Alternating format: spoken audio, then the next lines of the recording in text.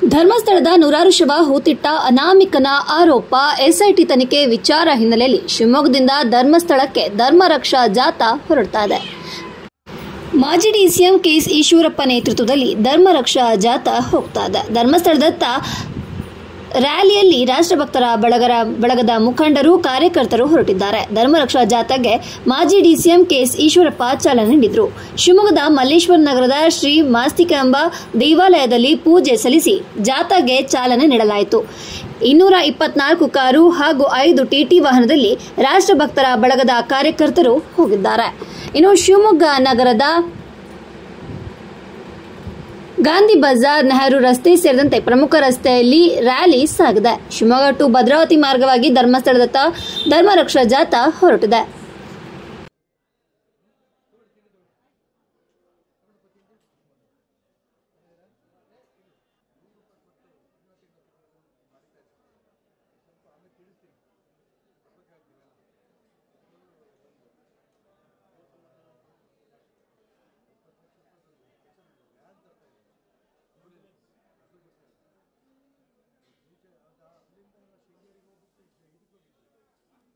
ಧರ್ಮಸ್ಥಳ ಎಷ್ಟು ದೂರ?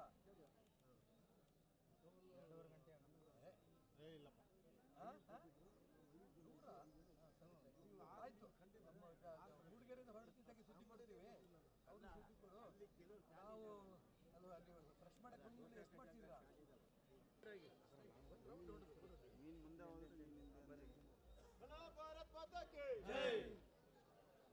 ಅಲ್ಲಿ ಕನ್ಫ್ಯೂಸ್ ಆಗ್ತೀರಣ್ಣ, ಅದಕ್ಕೆ ಮಾಹಿತಿ ಮೈಕಲ್ಲಿ ಹೇಳು. ತಿಂಡಿ ತಿಂದು ಹೊರಗೆ ಬಂದ್ಬಿಡ್ಲಿ. ನಿಮಗೆ ಬುಕ್ ಗೊತ್ತಾ? ಸಭೆಗೆ ವೀರೇಂದ್ರ ಹೆಗ್ಡೆ ಅವ್ರು ಬರ್ತಾ ಇರ್ತಾರೆ. ವೀರೇಂದ್ರ ಹೆಗ್ಡೆ ಸಭೆಗೆ ಬರಬೇಕು.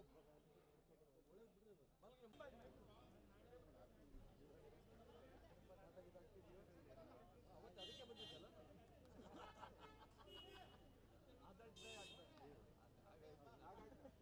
ಹಾಗಾಯ್ತಾ? ಆಯ್ತಾ? ಮುಗಿಸ್ಬಿಟ್ಟು ನಾವು ಧರ್ಮಸ್ಥಳದ ಮಂದಿರ. ದೇಶದಲ್ಲಿ ಹಿಂದೂಗಳ ಪವಿತ್ರ ಕ್ಷೇತ್ರ ಧರ್ಮಸ್ಥಳದ ಬಗ್ಗೆ ಇವತ್ತು ಚರ್ಚೆಯಾಗ್ತಿದೆ. ಯಾವ ರೀತಿ ಅಯೋಧ್ಯೆ ರಾಮ ಮಂದಿರ ಚರ್ಚೆ ಆಗ್ತಿತ್ತೋ ಆ ರೀತಿ ಧರ್ಮಸ್ಥಳ ಮಂಜುನಾಥ ಸ್ವಾಮಿ ಬಗ್ಗೆ ಚರ್ಚೆ ಆಗ್ತಾ ಇದೆ ಎಂದು ಮಾಜಿ ಡಿಸಿಎಂ ಕೆಎಸ್ ಈಶ್ವರಪ್ಪ ಹೇಳಿದರು. ಇನ್ನು ಸುದ್ದಿಗಾರರೊಂದಿಗೆ ಮಾತನಾಡಿದ ಅವರು, ಮೊಘಲ್ ಬಾಬರ್ ಬಂದು ಅಯೋಧ್ಯೆ ರಾಮ ಮಂದಿರ ಒಡೆದಿದ್ದ. ಪ್ರಪಂಚದ ಹಿಂದೂಗಳ ಆಕ್ಷೇಪ ಇತ್ತು ರಾಮ ಮಂದಿರ ಆಗಬೇಕು ಎಂದು. ಪುಣ್ಯಕ್ಷೇತ್ರ ಅಯೋಧ್ಯೆಯಲ್ಲಿ ರಾಮ ಮಂದಿರ ಆಗಿದೆ.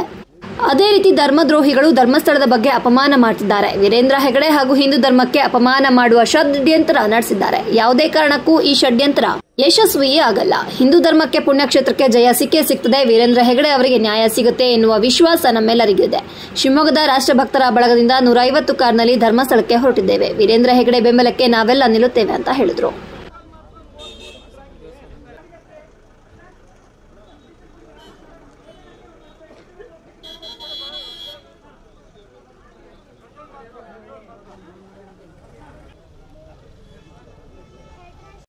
Royal Collection Mega Offer Alert. Buy products worth rupees 2,999. Get a stylish watch worth rupees 399 free. All types of caps, watches, belts, sunglasses, leather wallet, woolen caps.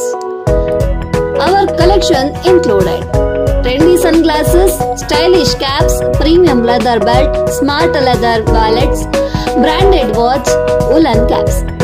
Visit us at City Center, Nehru Road, Shimoga. Contact us 7760734179. ಈ ದೇಶದಲ್ಲಿ ಹಿಂದೂಗಳ ಪವಿತ್ರ ಪುಣ್ಯಕ್ಷೇತ್ರ ಧರ್ಮಸ್ಥಳದ ಬಗ್ಗೆ ಇವತ್ತು ಚರ್ಚೆ ಆಗ್ತಾ ಇದೆ. ಯಾವ ರೀತಿ ಅಯೋಧ್ಯೆಯಲ್ಲಿ ರಾಮ ಮಂದಿರದ ಬಗ್ಗೆ ಚರ್ಚೆ ಆಗ್ತಿತ್ತೋ ಅದೇ ರೀತಿ ಇವತ್ತು ಧರ್ಮಸ್ಥಳದ ಮಂಜುನಾಥ ಸ್ವಾಮಿ ಬಗ್ಗೆ ಚರ್ಚೆ ನಡೀತಾ ಇದೆ. ಮೊಘಲರು ಬಾಬರ್ ಬಂದು ಅಯೋಧ್ಯೆ ರಾಮ ಮಂದಿರವನ್ನು ಒಡೆದಿದ್ದ. ಇಡೀ ಪ್ರಪಂಚದ ಹಿಂದೂಗಳ ಅಪೇಕ್ಷೆ ಇತ್ತು ಅಲ್ಲಿ ರಾಮ ಮಂದಿರ ಅಯೋಧ್ಯೆ ಆಗಬೇಕು ಅಂತ. ಪುಣ್ಯಕ್ಷೇತ್ರ ಅಯೋಧ್ಯೆಯಲ್ಲಿ ರಾಮ ಮಂದಿರ ಆಗಿದೆ. ಅದೇ ರೀತಿ ಧರ್ಮದ್ರೋಹಿಗಳು ಧರ್ಮಸ್ಥಳದ ಬಗ್ಗೆ ಕೂಡ ಅಪಮಾನ ಮಾಡಿ, ವೀರೇಂದ್ರ ಹೆಗ್ಡೆ ಅವ್ರಿಗೆ ಅಪಮಾನ ಮಾಡಿ, ಹಿಂದೂ ಧರ್ಮದ ಬಗ್ಗೆಯೂ ಕೂಡ ಅಪಮಾನ ಮಾಡೋಂಥ ಷಡ್ಯಂತ್ರ ನಡೆಸಿದ್ದಾರೆ. ಯಾವುದೇ ಕಾರಣಕ್ಕೂ ಕೂಡ ಈ ಷಡ್ಯಂತ್ರ ಯಶಸ್ವಿ ಆಗಲ್ಲ. ಹಿಂದೂ ಧರ್ಮಕ್ಕೆ ಪುಣ್ಯಕ್ಷೇತ್ರಕ್ಕೆ ಜಯ ಸಿಕ್ಕೇ ವೀರೇಂದ್ರ ಹೆಗ್ಗಡೆಯವ್ರಿಗೂ ಕೂಡ ನ್ಯಾಯ ಸಿಗುತ್ತೆ ಅನ್ನೋಂಥ ವಿಶ್ವಾಸ ನಮ್ಮೆಲ್ರಿಗೂ ಇದೆ. ಆ ದಿಕ್ಕಿನಲ್ಲಿ ಇವತ್ತು ನಾವು ಶಿವಮೊಗ್ಗದಿಂದ ರಾಷ್ಟ್ರಭಕ್ತ ಬಳಗದಿಂದ ಒಂದು 150ಕ್ಕೂ ಹೆಚ್ಚಿಗೆ ಕಾರುಗಳಲ್ಲಿ ನಾವೆಲ್ಲರೂ ಕೂಡ ಧರ್ಮಸ್ಥಳದ ಮಂಜುನಾಥೇಶ್ವರನ ಭಕ್ತರು ಧರ್ಮಸ್ಥಳಕ್ಕೆ ಹೊರಟಿದ್ದೇವೆ. ಧರ್ಮಸ್ಥಳಕ್ಕೆ ಯಶಸ್ಸಾಗುತ್ತೆ ಮತ್ತು ವೀರೇಂದ್ರ ಹೆಗ್ಗಡೆಯವರ ಬೆಂಬಲಕ್ಕೆ ನಾವೆಲ್ಲ ನಿಲ್ತಾ ಇದ್ದೀವಿ. ಯಾವ ರೀತಿ ಅಯೋಧ್ಯೆಯಲ್ಲಿ ರಾಮ ಮಂದಿರಕ್ಕೆ ನ್ಯಾಯ ಸಿಗ್ತೋ ಅದೇ ರೀತಿ ಧರ್ಮಸ್ಥಳಕ್ಕೂ ಕೂಡ ನ್ಯಾಯ ಸಿಗುತ್ತೆ. ಮಂಜುನಾಥನಿಗೆ ಯಾವುದೇ ಕಾರಣಕ್ಕೂ ಅನ್ಯಾಯ ಆಗೋಕ್ಕೆ ಮಂಜುನಾಥ ಬಿಡಲ್ಲ. ಅಣ್ಣಪ್ಪ ಮಂಜುನಾಥ ಯಾರು ಈ ಒಂದು ದುಷ್ಕೃತ್ಯ ಮಾಡ್ತಾರೆ ಅವರ ಪಾಪಕ್ಕೆ ಅನುಭವಿಸ್ತಾರೆ ಅನ್ನೋ ಮಾತು ಈ ಸಂದರ್ಭ ಹೇಳೋಕ್ಕೆ ಇಷ್ಟಪಡ್ತೇನೆ.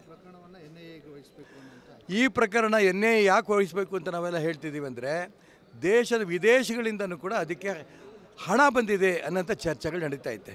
ವಿದೇಶಿಯ ಅನೇಕ ಏಜೆನ್ಸಿಗಳು, ಭಾರತದ ರಾಷ್ಟ್ರದ್ರೋಹಿ ಏಜೆನ್ಸಿಗಳು ಇದರಲ್ಲಿ ಕೈವಾಡ ಇದೆ ಅನ್ನೋದನ್ನು ಗಮನಿಸ್ತಾ ಇರೋಂಥ ಸಂದರ್ಭದಲ್ಲಿ ಪತ್ರಿಕೆ ಟಿ ವಿಗಳಲ್ಲಿ ಬರ್ತಾ ಇದೆ. ಹಾಗಾಗಿ ಇದನ್ನು ಎನ್ಐಎ ಕೊಟ್ಟರೆ ನ್ಯಾಯ ಸಿಗುತ್ತೆ ಅನ್ನೋಂಥ ವಿಶ್ವಾಸ ನಮ್ಮೆಲ್ಲರಿಗೂ ಇದೆ. ಈಗ ನೀವು ನೋಡ್ತಾ ಇದ್ದೀರಲ್ಲ, ನೋಡಿದ್ರಾ? ಅದೆಲ್ಲ ತೊಗೊಂಡ್ರ ಇಲ್ಲೋ? ನನ್ನ ಮುಖ ತೊಗೊತಾನೆ ಇರ್ತೀರಿ. ತಗೊಳ್ಳಿ. ಎಲ್ಲ ರಾಷ್ಟ್ರಭಕ್ತರು ಬಳಗದರು ಹೊರಟಿದ್ದಾರೆ. ಇವತ್ತು ಒಂದು 150ಕ್ಕೂ ಹೆಚ್ಚಿಗೆ ಕಾರುಗಳಲ್ಲಿ, ಒಂದು 3-4-5 ಟಿ.ಟಿಗಳಲ್ಲಿ ಎಲ್ಲ ಹೊರಟಿದ್ದಾರೆ. ಕನಿಷ್ಠ ಒಂದು 600-700 ಜನ ನಾವು ಶಿವಮೊಗ್ಗದಿಂದ ಹೊರಡ್ತಾ ಇದ್ದೀವಿ. ಧರ್ಮಸ್ಥಳದ ವೀರೇಂದ್ರ ಹೆಗ್ಗಡೆಯವರು ನಾವು ನಿಮ್ಮ ಜೊತೆಗಿದ್ದೇವೆ, ಪ್ರಾಣ ಹೋದರೂ ಕೂಡ ಧರ್ಮಸ್ಥಳದ ಆ ಒಂದು ಮಂಜುನಾಥೇಶ್ವರ ದೇವಸ್ಥಾನವನ್ನು ಪವಿತ್ರತೆಯನ್ನು ಹಾಳು ಮಾಡೋದಕ್ಕೆ ಬಿಡೋದಿಲ್ಲ, ವೀರೇಂದ್ರ ಹೆಗ್ಗಡೆಯವ್ರ ಮರ್ಯಾದೆಯನ್ನು ಕಳೆಯೋದಕ್ಕೆ ಬಿಡಲ್ಲ ಅನ್ನೋಂಥ ಮಾತನ್ನು ಅವ್ರ ಧೈರ್ಯ ತುಂಬಿರ್ತೇವೆ.